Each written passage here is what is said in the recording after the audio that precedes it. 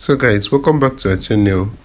Today on our biology exam revision series, we are still on the topic organization, and today we'll learn about enzymes and digestion.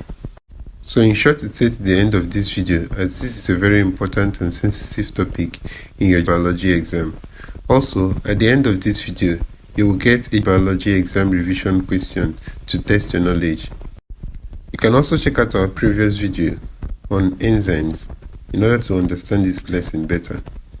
So let us start by saying that the enzymes used in digestion are produced by cells and then released into the gut to mix with food for digestion. So these digestive enzymes can break down larger food molecules like the carbohydrates, the proteins, and the fats.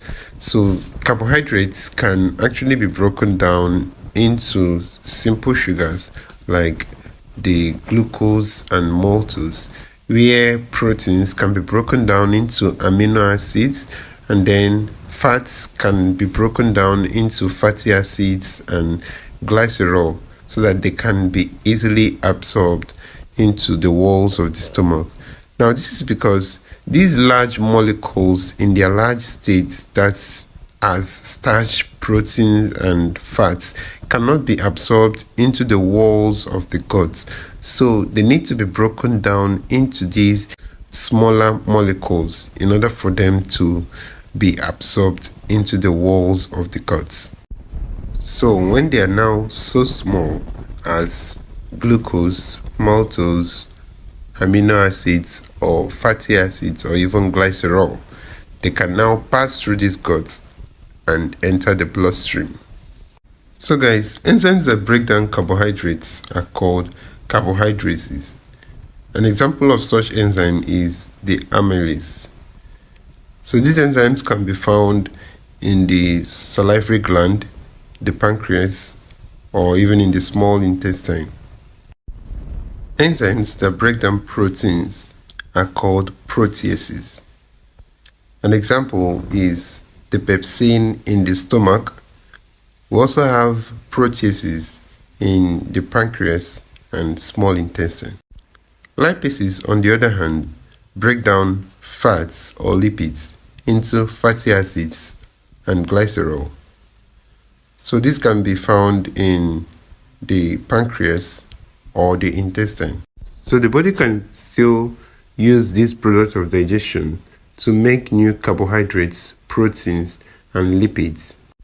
Some glucose, which is a breakdown product of carbohydrates, however, can be used during respiration. We will discuss this in detail in a future video.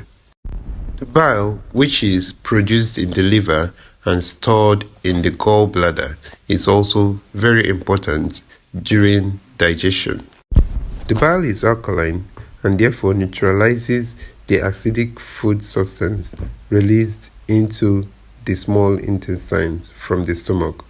Now, since the enzymes in the small intestine require an alkaline environment for them to function properly, the bile therefore provides this environment for them.